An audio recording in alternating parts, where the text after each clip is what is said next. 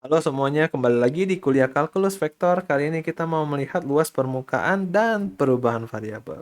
Let's go. Nah, dalam menghitung luas permukaan nanti kita mau melihat menggunakan parameterisasi. Oke. Ingat parameterisasi sudah pernah kita singgung di PPT 7 dalam menghitung panjang kurva. Yang kemudian kalau kita kembangkan ke 3 dimensi menjadi seperti ini. Oke, dan kita bisa hitung lagi. Tapi yang kita mau hitung itu kan luas permukaan. Ya. Permukaan itu istilahnya apa ya? Kayak kalau hanya satu parameter seperti ini nggak bakal bisa jadi permukaan, hanya satu kurva saja. Gitu. Nah, apakah mungkin kita merepresentasikan suatu permukaan itu dengan persamaan parametrik juga? Dan tentu jawabannya bisa ya. Nah, misalkan suatu permukaan bisa kita representasikan dalam persamaan parametrik seperti ini. Ups, mungkin ada catatannya sedikit ya. Kalau yang tadi parameternya hanya satu untuk menyatakan kurva, kalau ini untuk permukaan kita perlu dua. Yang nanti kita lihat contohnya ya, kenapa kita perlu dua. Oke. Nah, kalau misalnya kita anggap U0-nya itu konstan, kita akan mendapatkan kurva yang tergantung terhadap V. Tentu kurva ini berada di permukaan ini. Sebaliknya demikian juga. Nah, ini sebagai contoh saya ambil ini contohnya ya. Nah, kita lihat kalau U-nya konstan, kita akan mendapatkan kurva-kurva yang tergantung terhadap V. Ya. Kalau U-nya 0, U-nya 1, U-nya 2 gitu bertambah terus. Nah, kalau V-nya konstan, kita akan mendapatkan yang seperti ini. Ya, kalian bisa cek kalau V-nya 0 gitu, dia bentuknya seperti apa. Ya kan? Nah, jadi kalau ini kita gabungkan, ups, ya, kalau kita gabungkan jadi seperti ini nih. Permukaannya ya, oke. Jadi kalian bisa lihat kenapa perlu dua parameter gitu ya. Yang satunya kayak membentuk rangka terhadap tingginya, yang satu terhadap pinggir-pinggirnya gitu ya. Kira-kira seperti itu cara kasarnya. Nah, kalau misalkan kurva ini dalam parameter ini kita bisa tulis sebagai fungsi bernilai vektor kan. Nah, kalau permukaan tentu kita juga bisa tulis dalam fungsi bernilai vektor, tapi dalam arti dia dua peubah gitu. Dan dalam fungsi dua peubah kita punya operasi turunan parsial yang bisa kita distribusikan seperti turunan biasa di sini ya. Oke, jadi kalau ini terhadap U, ini terhadap U, ini terhadap U, terhadap U. Gitu. Oke, nah sekarang kita mau melihat perubahan variabel di integral lipat 2. Ya. Kalau misalnya di integral lipat 1, di integral biasa, kalau misalkan X sama dengan 2T itu, kita harus mengubah dx sama dengan berapa dt kan? Dx sama dengan 2 dt misalkan. Nah, sekarang kalau misalkan dA-nya itu adalah dx dy dan kita mau mengganti menjadi UV gitu, apakah kita bisa menghubungkan dx dy sama dengan apa du dv? Kira-kira gitu kan? Nah, sekarang yang kita lihat adalah permukaan di bidang XY saja maunya. Nah, kalau kita mau melihat di permukaan di bidang XY saja, kita anggap Z-nya itu 0 dulu. Oke? Nah, jadi permukaannya hanya di bidang XY ini. Dan kita mau melakukan perubahan XY menjadi UV dan ya sebaliknya gitulah. Kira-kira seperti itu ya. Yang dimana tentu perubahan XY dan UV ini harus perubahan yang satu-satu nanti.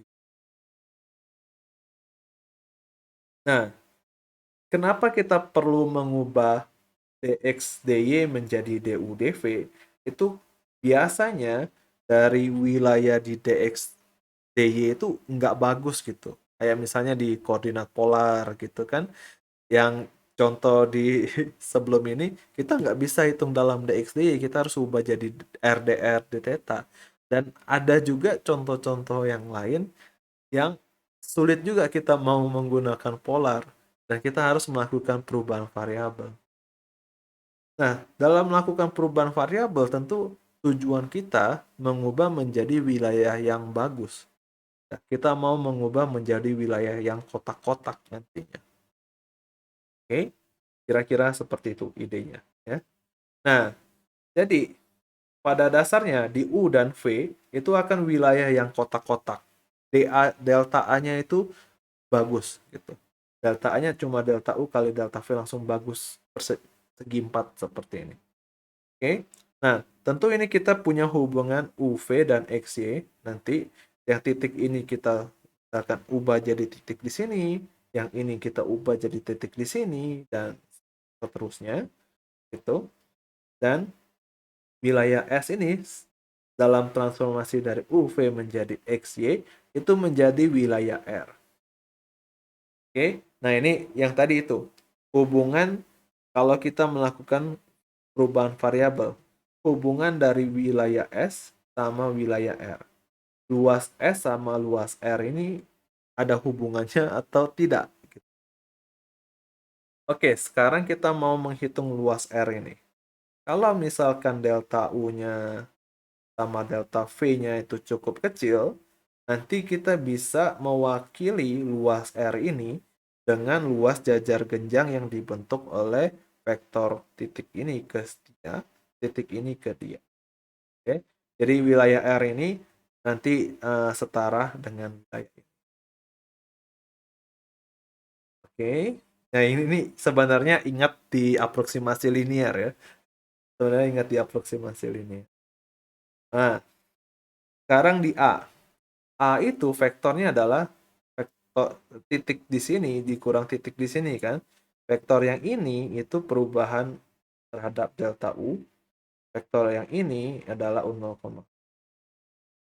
dan kalau kita lengkapkan dengan delta U-nya, maka yang ini cukup dekat dengan turunan dari R terhadap U. Kalau delta U-nya kecil. Nah, sama halnya dengan B. Yang nanti jadi terhadap delta. Ingat kita mau menghitung luas R tadi ya. Luas R di sini. Luas R itu nanti kita dekatkan dengan luas jajar genjang ini. Di mana luas jajar genjang ini itu sama aja dengan vektor A cross vektor B, kita hitung normanya. Nah, A-nya adalah dekat dengan ini, B-nya adalah dekat dengan ini.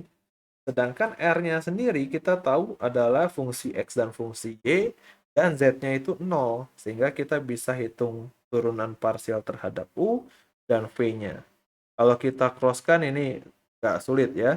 Karena Z dan Z ini 0, maka bagian ini 0. Sisanya tinggal XU kali YV dikurang YU kali XV. Oke, jadi, ups, jadi luas yang R tadi kita bisa dekatkan dengan XUYV min XVYU ya, panjangnya tadi. Panjangnya ini kan tadi 00, dia ini. Ya udah pasti mutlaknya dia ini. Oke. Nah, ingat yang ini tadi itu adalah luasnya R. Dekat dengan luasnya R, aproksimasi luasnya R. Ya. Atau yang tadi itu wilayah XY kan, jadi DA-nya XY. Oke. Sedangkan ini kita lihat ada delta U, delta V. Delta U kali delta V itu adalah wilayah S.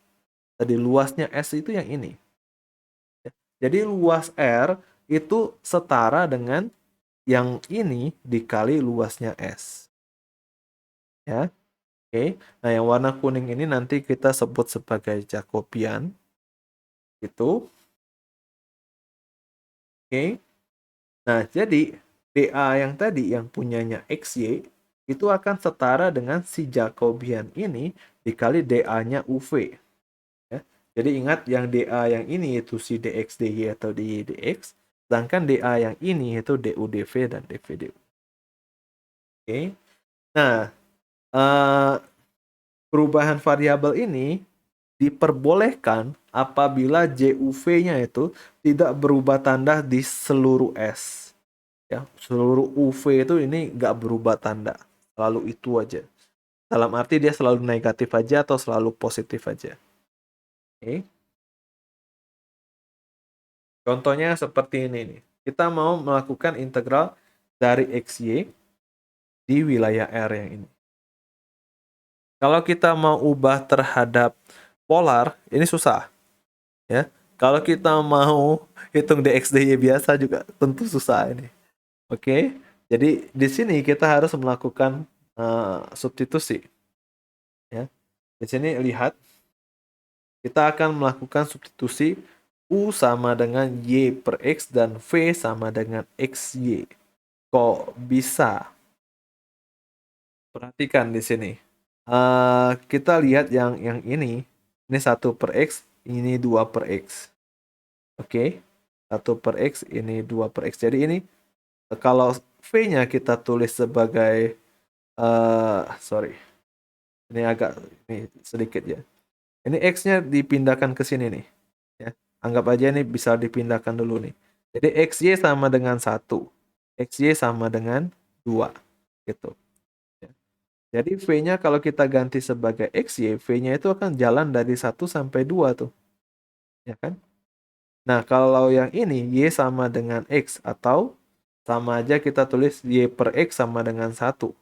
Yang ini kita bisa juga tulis Y per X sama dengan setengah. Ya kan? Y per X-nya dari setengah sampai Y per X-nya sama dengan 1. Jadi ya itulah yang kita tulis sebagai U tuh. Ya. Oke. Jadi U-nya dari setengah sampai 1, V-nya dari 1 sampai 2. Nah, wilayah yang ini kalau kita gambarkan hanyalah segi 4. Gampang nanti perhitungannya kalau segi 4. Oke. Nah, sekarang kita mau menghitung Jacobiannya ya. Tentu kita harus tulis dulu apa X-nya dalam UV, Y-nya dalam UV. Kita harus tulis dulu. Oke. Ya. Kira-kira seperti ini prosesnya. Sekarang kita punya X-nya dalam akar V per U, Y-nya dalam akar UV. Dan kita tinggal hitung aja XU-nya, XV-nya, YU-nya, YV-nya. Ya. Lalu kita dapat ini. Oke, nah sepanjang U dia tidak berubah tanda tuh. Sepanjang U dia tidak berubah tanda. Oke. Nah, jadi integral yang tadi kita ganti ke dalam UV, XY-nya itu jadi V, dA yang ini yang awalnya dx dy itu menjadi mutlak Jacobian dikali ya. dA-nya sekarang du dv ya. Nah, jadi ini V per 2U. Nah, ini mudah nih dA yang ini karena tinggal dv du atau du dv terserah. Ya, ini kan sudah segi 4. Kalian bisa hitung.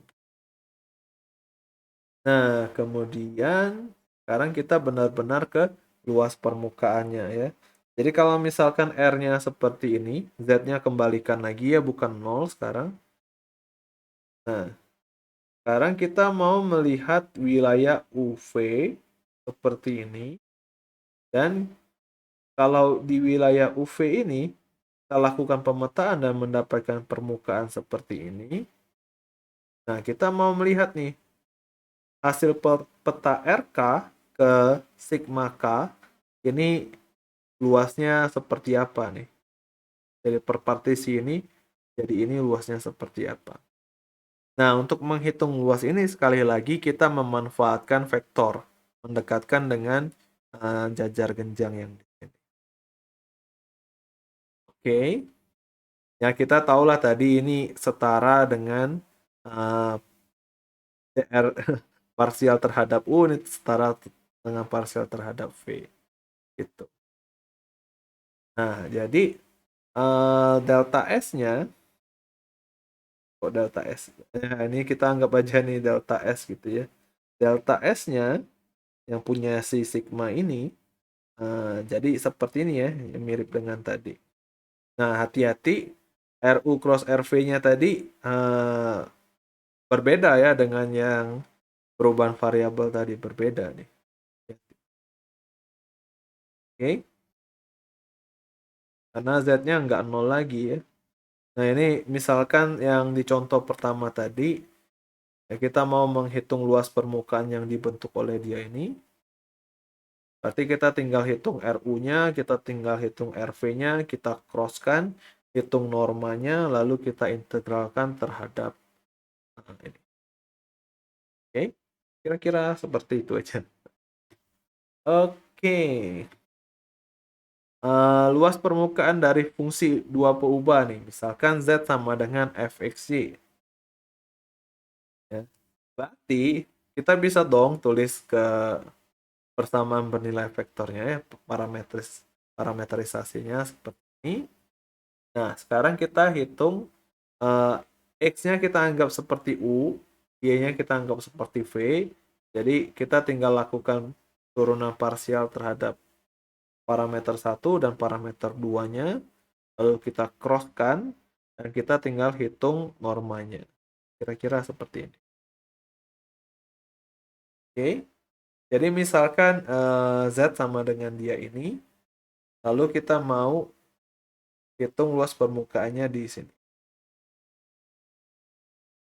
Jadi luasnya sekarang cuma ZX, ya, ZX kuadrat tambah ZY kuadrat tambah 1. Udah.